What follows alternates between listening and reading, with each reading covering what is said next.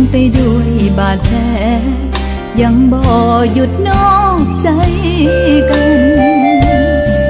แอบคบเขาย้ำลับตาจนข่าวลอยมาถึงบ้าน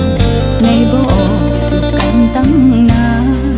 เสียแรงที่ให้อภัย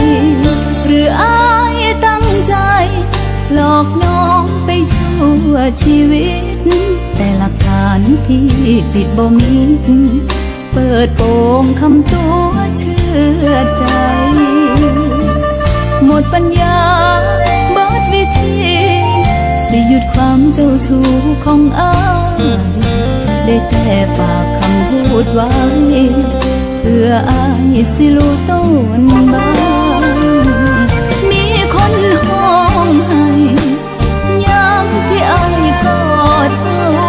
มีคนหัวใจแตกร้าว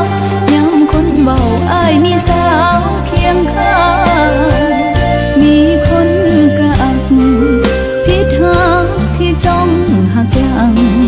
คือน้องที่ต้องทนทุกอย่างเจ็บเพราะอายเป็นตายเท่ากัน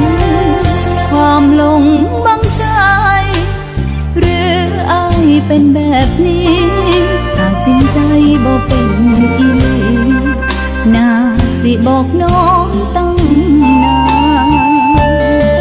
ฝากชีวิตไว้กับอายได้แต่ความทรมานอยากให้รู้หากอายสงสารมีคนร้องไห้ยามอายกอดเขา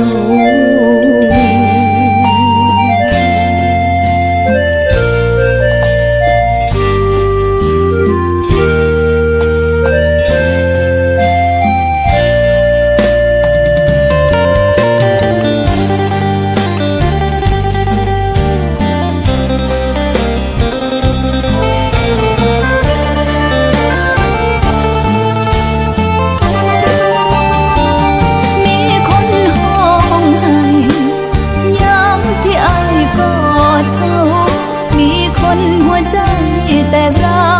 ยังคนเบาอายมีสาวเคียงข้างมีคนกระอัก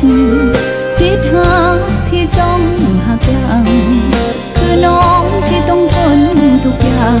เจ็บเพราะอายเป็นตายเท่ากันความหลงบังใจหรืออายเป็นแบบนี้หากจริงใจบ่เป็นอีหลีน่าสิบอกน้องตั้งนานฝากชีวิตไว้กับอายได้แต่ความทรมานอยากให้รู้หากอายสงสารมีคนร้องไห้ยามอาย